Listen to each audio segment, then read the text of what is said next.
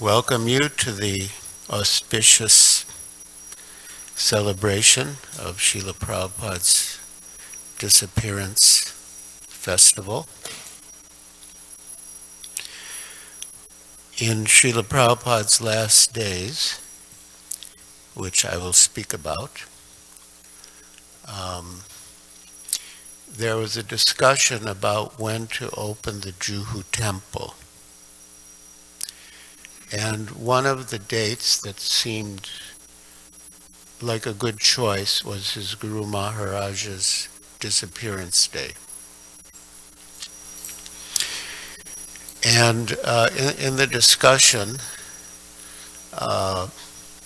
somehow Srila Prabhupada mentioned his Guru Maharaja's appearance day. And Tamal Krishna Goswami corrected him and said, actually, we're talking about the disappearance day. And Srila Prabhupada said, appearance and disappearance, there's no difference. And I said, yes, but in your case, we don't want disappearance. But so he did stay a little bit longer. So on November 9th, just after this conversation about the Juhu temple opening, His Holiness Lokanath Swami arrived in Vrindavan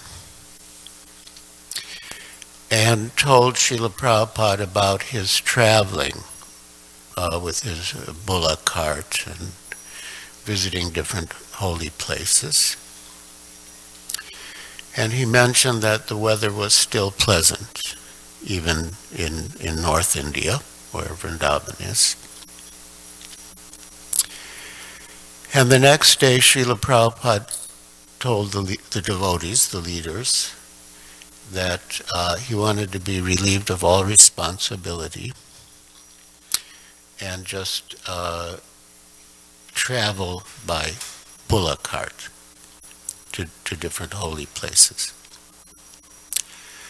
At that stage, Srila Prabhupada was completely bedridden. I mean, he couldn't move. He himself said, he couldn't even move an arm without assistance. And here he was saying he wanted to do parikrama on bullock cart. So a controversy arose among the disciples. The disciples that were taking care of Srila Prabhupada personally, attending to his service, Tamal Krishna Goswami, Bhavananda Prabhu, Bhakti Charu Swami, Bhakti Swarup Damodar Swami, they all staunchly opposed the idea of Prabhupada traveling. And Lokanath Swami and Hansaduta Prabhu especially was very vocal that our duty is just to execute the order of the spiritual master. It's not our business to question his orders. And Lokanath Swami, he was very enlivened and he was eager. And Srila Prabhupada had a dream that a Kaviraj, an Ayurvedic practitioner from the Ramanuja Sampradaya, would care for him. And the devotees in Calcutta, led by Adridharna Prabhu, they found this such a person. named Damodar Prasad Shastri and brought him to Vrindavan. And he was very expert. He was really amazing, and he was also very devotional. So the devotees asked him what they thought of Srila Prabhupada's traveling by bullock cart. He said he won't survive more than 2 hours. It says, so there's this very big controversy. And Srila Prabhupada said things like, don't worry, I won't die in one day. And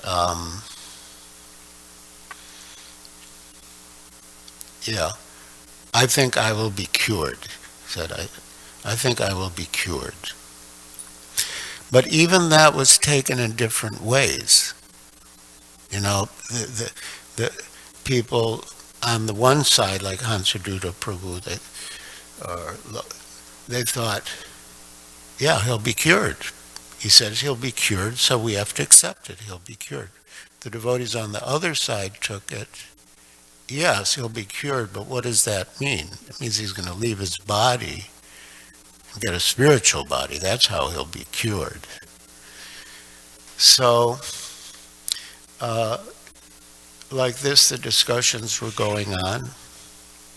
Lokanath Swami went to Mathura and hired a bullock cart and had everything ready. And the other devotees, they were just, besides themselves with worry. So finally, on maybe it was the 11th, Srila Prabhupada's godbrother, Akinchana Krishnadas Babaji Maharaj, came to visit him. Babaji Maharaj, as Srila Prabhupada told us, was a Paramahamsa, a fully liberated, self-realized soul, a disciple of Srila Bhaktisiddhanta Saraswati Thakur. And he was always engaged in chanting the holy names. He was always blissful. So he came, and Bhakti True Swami thought, we have to do something to dissuade Srila Prabhupada from this plan, which seemed suicidal. In fact, there was a discussion, maybe the day before, and the devotees were saying this is suicidal. And Srila Prabhupada quoted the instance of Maricha from the Ramayana, that Ravana wanted him to come to Sita, Rama, and Lakshmana in the forest, and assume the form of a deer and lure Rama and Lakshmana away from Sita so Ravana could kidnap her. So Maricha, but Maricha didn't want to do that. He didn't want to go against Ram. So Ravana said, if you don't do this, I'll kill you.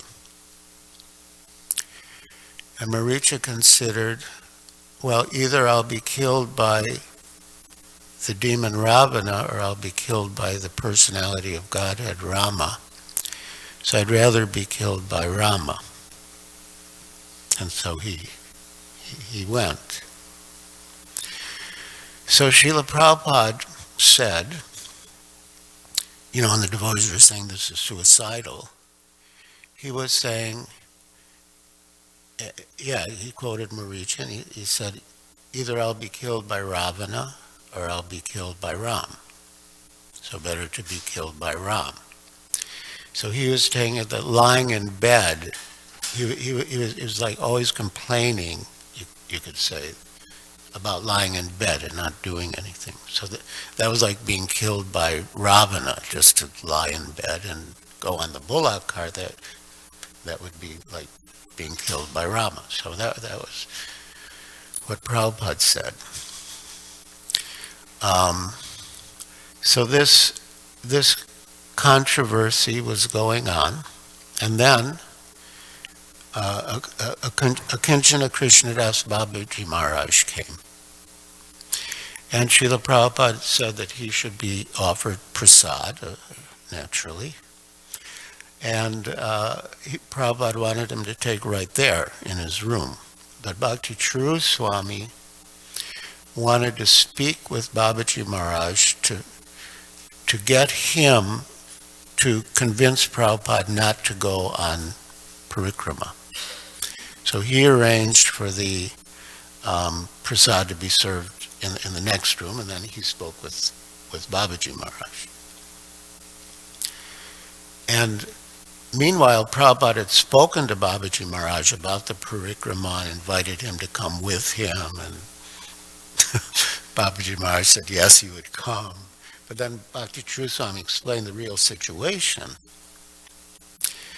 And meanwhile, Tamal Krishna Goswami and Bhavananda Maharaj, they had gone upstairs, and they were talking, like they were distraught and what to do. So almost at the same time, Babaji Maharaj came back into the room, and Tamal Krishna Goswami and Bhavananda Maharaj came down from upstairs. And Srila Prabhupada knew exactly what was going on. And he said, so you request me not to go? And Babaji Maharaj said, Ji, which like saying yes, Aji, yes. And so Tamal Krishna Goswami and Bhavananda Prabhu were saying, they were just, there'd just been so much anxiety, and people were telling them that the roads are so rough, even if they put a mattress in the bullock cart, Srila Prabhupada would be jolted, and he would suffer so much pain, and even just lying in his bed he was experiencing pain. And they just couldn't see it. And Bhakti Swarup Damodar even said that people might think that we're being negligent of our spiritual master, taking him in a bullock cart in his condition, and they would blame us and criticize us. So Prabhupada said, all right, I won't go. And that was like a great relief. And Prabhupada said, so now you're satisfied? And Bhavananda said, yes, now I am. I was in so much anxiety. And Prabhupada said to Babaji Maharaj, my right hand and my left hand, how can I refuse? And he said, just see how much love my disciples have for me. And Babaji Maharaj said, yes, it's amazing. So it was a very, except for maybe a few devotees on the other side, but it was a very happy occasion. And so that evening, some devotees were staying on, and massaging Srila Prabhupada. I was one of them. And, Tamal Krishna Goswami said, the sons are cooperating for the service of the Father. And so that during the night, I'm going to tell some things I haven't told before, but it's okay. So during the night, Srila Prabhupada made a gesture that he needed to pass urine. And somehow at that time, the more experienced caregivers were not there. And it was just me and Upendra. So Upendra indicated to me that you should put the plastic urinal bottle to Srila Prabhupada's, between Srila Prabhupada's legs, so he can pass. And I did that, and I kept it there, and nothing came out. I waited longer, still nothing came out. And I looked to Upendra, and he said, "Okay, you can just take it away." But the experience of that simple act was that I felt more purified than if I had done 1,000 artis or chanted 1,000 rounds. I was just like unbelievably purifying. So that night, I took rest on the rooftop of the Gurukul building. And in the middle of the night, maybe midnight, 1 in the morning, a devotee came running and shook me, woke me up and said, "Prabhupada is calling you, Prabhupada is calling you." And so many things rushed through my mind that, is something wrong? Is Prabhupada leaving? And I didn't know what to expect. So I quickly came down to Srila Prabhupada's room and sat near the bed, because even when Srila Prabhupada spoke, it was very soft. It was very hard to hear him because he was so weak. And so I leaned forward to hear him. And he asked, "So, do you think this movement will go on after I leave?" And I said, "Yes, as long as the devotees are sincere and chant their rounds and follow the principles, the movement will go on." And then, with great difficulty, Srila Prabhupada uttered one word: organization. And then a moment or two later, he added intelligence and organization. And I thought about the significance of what Srila Prabhupada said. And I considered that, yes, for our own spiritual lives, and even to preach, we have to be sincere and chant our rounds and follow the principles.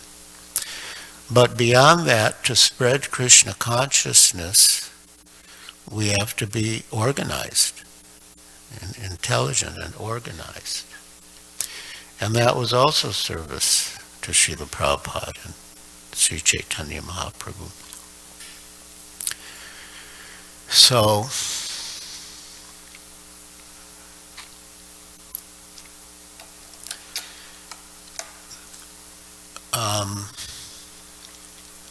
yeah, so then that was the 11th, night of the 11th. Then on the 12th, Srila Prabhupada again brought up the idea of traveling.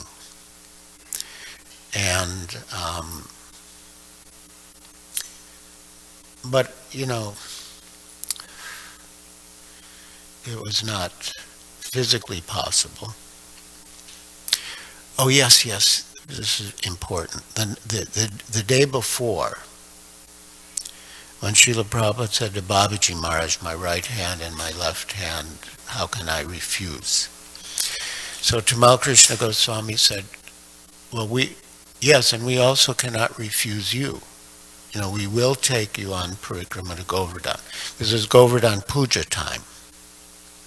So Prabhupada said, we're in Vrindavan, we must go to Govardhan and participate. So Tamal Krishna Goswami said, you know, we will take you to Govardhan, but you just have to get a little stronger first. And the Giriraja had a whole program. He really was very good, and he was explaining how if Prabhupada kept following his treatment, within a certain number of days, he would be strong enough to make that trip. So, yeah, so then on the 13th, there's some interaction. One of Prabhupada's godbrothers, Swami came to visit him. And Prabhupada was just so enthusiastic to preach. I mean, I couldn't believe it. He was literally on his deathbed. I mean, he was ready to leave his body any time, and he did 2 days later. Or 1 day later. Yeah, 1 day later.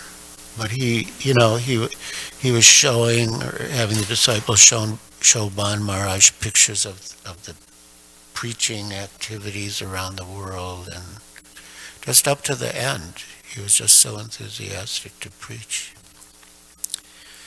And then the next day he didn't speak, the 14th. He said only one thing when the Giriraja wanted him to drink some juice. He said in Hindi, I have no desire. And then the Giriraja said, okay, now it's just a matter of hours, 2 or 3 hours. And the devotees opened up the doors to anyone to come in, you know, women, children, everyone came in and they did kirtan. And then, at about 7:25 p.m., Prabhupada opened his mouth and moved his tongue. He was uttering Hare Krishna, and he left. Srila Prabhupada ki jai. Well, a lot happened after that, but I want to move ahead a little to the 18th. That was 4 days after Srila Prabhupada left, because it was Prabhupada's desire to go to Govardhan. So the devotees organized a parikrama to Govardhan, and we took a small deity of Srila Prabhupada. And for me, maybe one of the most memorable parts of that parikrama was when the devotees took that deity of Srila Prabhupada onto the Sangam between Radhakund and Shamakund. There's they call it the Sangam. There's a little house with Govardhan Shilas, and they did kirtan, and at that time it was just so clear to me, I can't even explain how real it was, that deity and Srila Prabhupada were the same. There was absolutely no difference. That was Prabhupada. That Prabhupada was there. And I thought of what Tamal Krishna Goswami said, that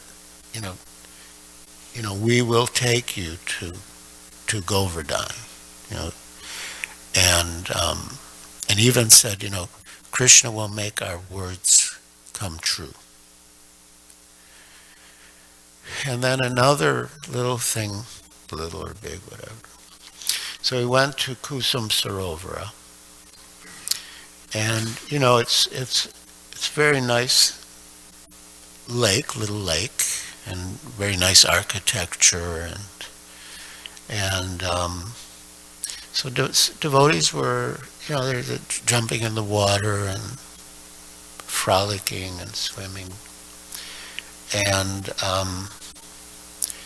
they had music amplified very nicely. I don't know how they did it, but it was just booming all over that area. The devotees had arranged that, and it came to it started to play what we would call the Bande Hum album. It was a very early album that Srila Prabhupada recorded, maybe in 1968. And I used to listen to that in Boston, and I loved that album. And then when that music came on, it was just too much. So,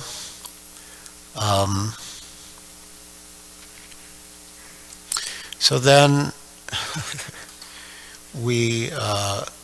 so Srila Prabhupada had instructed us about his samadhi, that all was done. And then he wanted some flowers taken from his samadhi to Mayapur. And that is the basis of Pushpa Samadhi. Pushpa means flower. So Tamal Krishna, Bhavananda, other devotees, and I, so we took the flowers. We stopped in Calcutta, and so many, of course everyone was lamenting, like we were singing, and Srila Prabhupada's son and daughter from his previous ashram came, and someone asked, now that Prabhupada is gone, who is going to speak to us about Krishna? And Tamal Krishna Goswami looked at me and said, that is a very good question.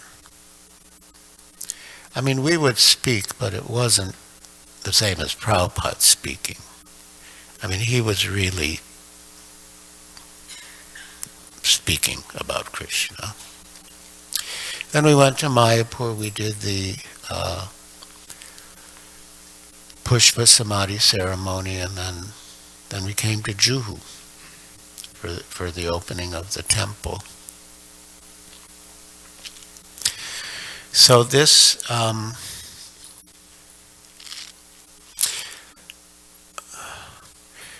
so coming back to the controversy among the disciples, so this was a question in my mind. Although in a way, personally, I was closer to the devotees who were serving Srila Prabhupada, Tamal Krishna Goswami, Bhavananda Prabhu, Bhakti True Swami. But these are all very senior devotees and respected devotees. And so it was really on my mind, did we do the right thing? Because even after Prabhupada left, the controversy went on. Hansaduta Prabhu Lokanas, they felt strongly that we should have honored Prabhupada's will and taken him on parikrama. And he said, rest assured, I will not die in a day. I will be cured. So it was really on my mind. And 2 days after Prabhupada left, it was my practice, you could say, of course when Prabhupada wasn't there, to chant japa in his room. And probably many of you have seen his room in Vrindavan. And so behind his bed, there's an area with bookshelves. That's a little... So I went into that area to chant. And 2 weeks before Prabhupada left, a devotee named Chitsukananda had come from America to Vrindavan and brought Srila Prabhupada some new publications. And they were specially, the volumes are specially prepared for Srila Prabhupada with gold embossing. This was all gold. So I was sitting behind Prabhupada's bed in that area chanting, and my eyes fell on the new volume of Srimad Bhagavatam that had just come. And I opened it up, and it opened to a verse that I will read you now.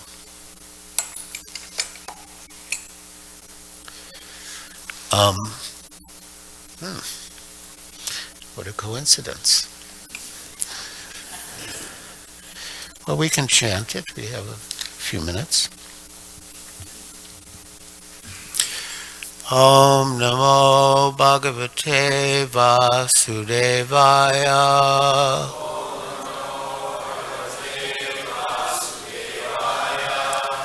Om Namo Bhagavate Vasudevaya.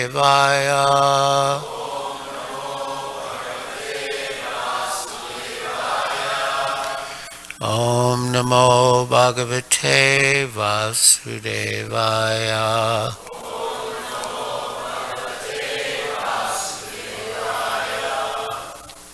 I'll just read the Sanskrit. Evam sandarshita yanga harina brithyavasyata svavasena pikrishnena vasedam sesvaram vashe. Translation. O Maharaj Parikshit, this entire universe, with its great exalted demigods, like Lord Shiva, Lord Brahma, and Lord Indra, is under the control of the Supreme Personality of Godhead. Yet the Supreme Lord has one transcendental attribute. He comes under the control of his devotees.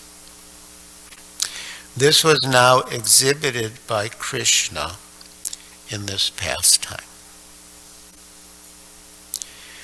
And I related this to what happened with Srila Prabhupada, that he, you could say, voluntarily came under the control of his devotees. And it's really not exactly that he comes under the control of their devotees. I mean, even with Krishna, it's not exactly he comes under the control of his devotees, but he comes under the control of their love. And so I thought, oh, this is what happened. Srila Prabhupada came under the control of the love of his devotees. And so he didn't go on the parikrama. And to my mind, this satisfied that doubt or that question that I had. And there's a further meaning does someone have, can someone give me, I could paraphrase it, but the Damodarastakam?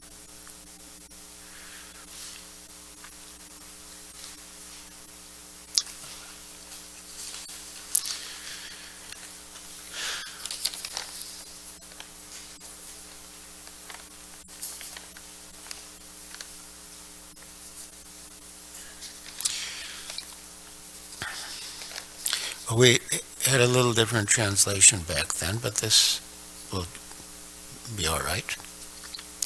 So, text 3. Those super excellent pastimes of Lord Krishna's babyhood drowned the inhabitants of Gokul in pools of ecstasy. To the devotees who are attracted only to his majestic aspect of Narayan in Vaikuntha, the Lord herein reveals, I am conquered and overwhelmed by pure loving devotion. To the Supreme Lord Damodar, my obeisance is hundreds and hundreds of times. So, I also saw this as relevant. Of course, with the spiritual master, there's always an element of awe and reverence. With Krishna and his devotees in Vrindavan, there is no awe and reverence. It's just pure love without, it's called Kevala Bhakti. It's pure love without any awareness of his opulence and majesty. But with the spiritual master, there is always awareness of his position as spiritual master. But still, Srila Prabhupada was drawing out of his devotees during those final days that pure love for him that enabled them to express themselves, in a very heartfelt, personal, intimate way that, please stay with us, don't go, please don't go. We love you, we want you to stay with us. And Srila Prabhupada had said to Babaji Maharaj, just see how much my disciples love me. And there was a somewhat similar incident a few months earlier when Srila Prabhupada seemed to be very, not just close to leaving, but like almost like he was preparing to leave. He stopped drinking water, and he had told the devotees that his father, when his father was ready to leave, he had stopped drinking water. Of course, stopped eating, stopped drinking water. And that was how he left. So Prabhupada, he didn't make any announcement or anything, but he just stopped drinking water. And Prabhupada's servant Upendra, very sweet devotee, very innocently said, Srila Prabhupada, you have to drink. If you don't drink, you'll become dehydrated. And Prabhupada said, oh, you want me to drink water? He said, yes. And Prabhupada said, call the GBC. It was not a small matter. It was not a small matter. So Abhiram Prabhu was there. He went and called the GBC. All the GBC and senior devotees came. And Prabhupada, he said, of course, if I'm to survive, I will have to drink water. But my living means so many inconveniences. So, let me die in peace, more or less. So up until then, the whole mood set by Srila Prabhupada was whatever Krishna desires. If Krishna wants me to stay, I will stay. If Krishna wants me to go, I will go. Because we had heard from Srila Prabhupada that his Guru Maharaj, Srila Bhaktisiddhanta Saraswati Thakur, had left earlier because he was disgusted with his disciples, some of his disciples. So we asked Srila Prabhupada if that was the case with him, and he said no. If I'm allowed to stay longer in your company, I will be very happy to stay with you. So the mood had been all along whatever Krishna wants. But now, when the devotees brought up that idea, whatever Krishna wants, Srila Prabhupada said, Krishna has given me the choice. And that was a very radical statement. And it also, Maheshwar Prabhu, that's not just plain water. I just want you to know that. But I'm sure if you want some plain water, we can arrange it.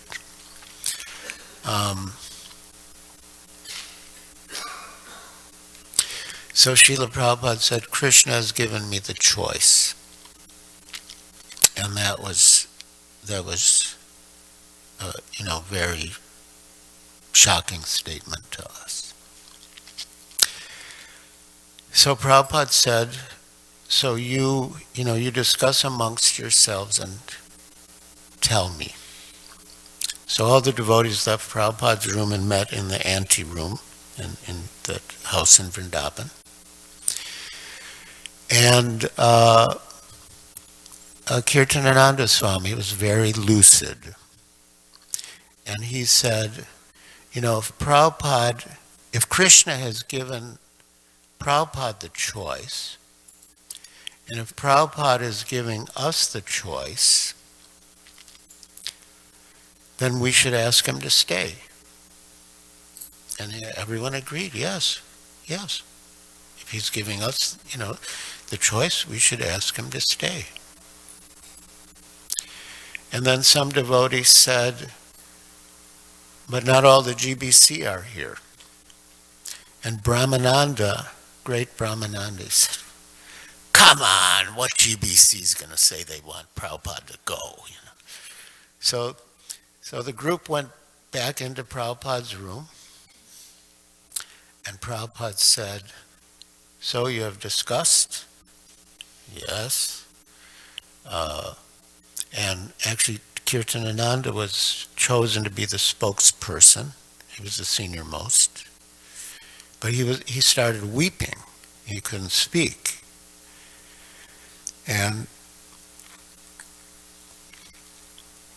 Brahmananda Prabhu was behind him, rubbing his back.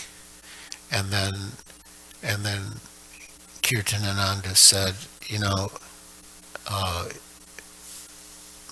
if Krishna's given you the choice, and if you're giving us the choice, then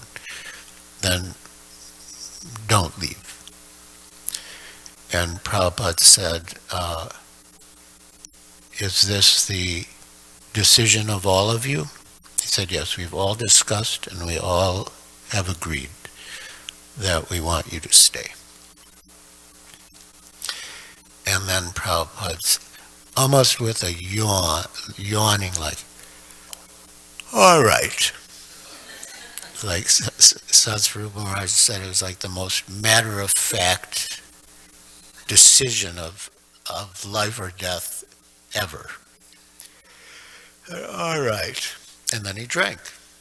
Then he had juice, and then he stayed on with us. And so Srila Prabhupada was drawing out our love and encouraging us to express our love for him. Not in a sentimental way, but in a deep spiritual way. And so, I related this to the Damodar Leela, and especially the idea that, to those devotees who are overwhelmed with conceptions of the Lord's opulence and majesty, Krishna showed that he's overwhelmed and conquered by pure loving devotion. And I believe that Srila Prabhupada also, as Krishna's representative, demonstrated that same quality. So now, 40 years later, we're in the same position in a way that with our love, not that we can bind Srila Prabhupada, but in a way we can bind him in our heart. We can by our love and our desire for him to stay and be with us, we can create such a situation that he will manifest himself and be with us.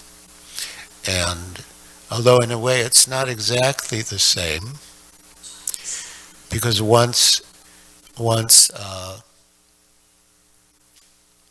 Srila Prabhupada, I don't know if Prabhupada initiated the topic or what a disciple did, but the idea, reading the book Bhagavat or serving the person Bhagavat, one gets the same result. And so one devotee said to Srila Prabhupada, is it like that? You get the same result? And Prabhupada said, no, not exactly, because when you serve the person Bhagavat, he can pull you by the ear. So, but even then, if we want Prabhupada to pull our ear, if we need it, he'll arrange. He'll arrange. But yes, that is our desire, and that is our prayer.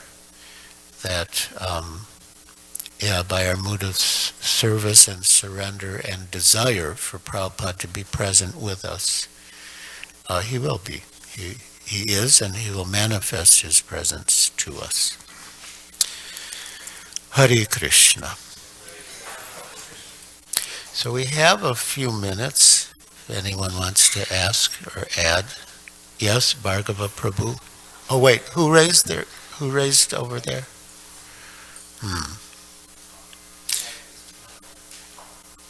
Mike? Well, I'll repeat it. Our time is short, so I was saying I will repeat in the microphone the question. Oh, anyway, now it's come.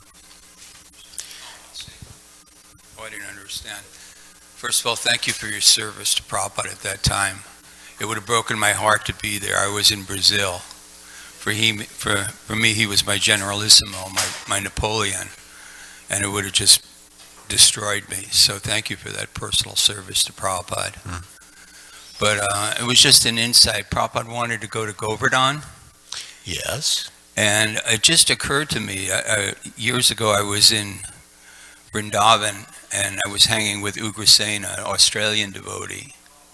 And Prabhupada liked him, and Prabhupada likes everybody, of course, but he used to take Prabhupada for rides. You know, Prabhupada had a curious side too when he'd go to different places. And he said that white plastic bag, vinyl bag that Prabhupada had, he actually had Govardhan Shilas in them. I didn't know if you knew that. That's Really? what he told me. I didn't know that. And Prabhupada was very protective about, when he'd go through customs, they check he wouldn't let the devotees see what was inside the bag. Anyway, I don't know, this is what he told me. So I thought it was an interesting insight, because he did want to go to Govardhan, and I guess he had worshipped Govardhan all his life, so. Very interesting. Yeah, you have to ask Ugrasena if you come across him. Okay. Amarendra Prabhu?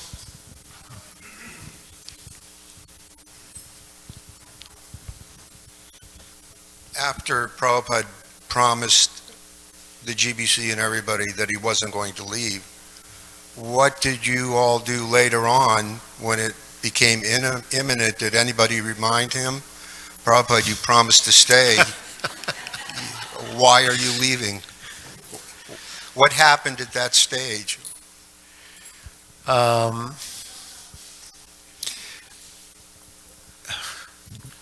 Well, as one legal brain to another, after Srila Prabhupada agreed to stay, he added a caveat, or not exactly sure that's the right word, but he said, but still everything should go on normally. So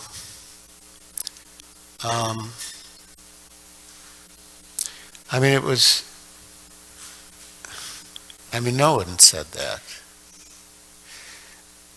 And I don't think anyone, it was very deep what was going on, and it was between Prabhupada and us, it was also between Prabhupada and Krishna. And at that time Krishna took him. Yeah. But when you meet Prabhupada, you can ask him. Somebody's going to have to get there first because it's a long time before I'm there. Thank you.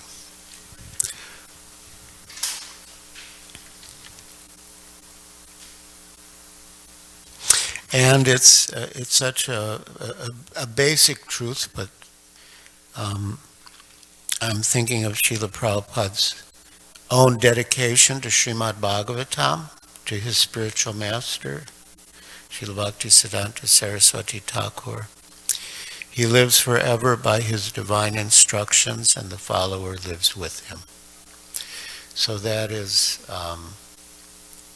we can realize the presence of the spiritual master through following his instructions. And that's why we're all here.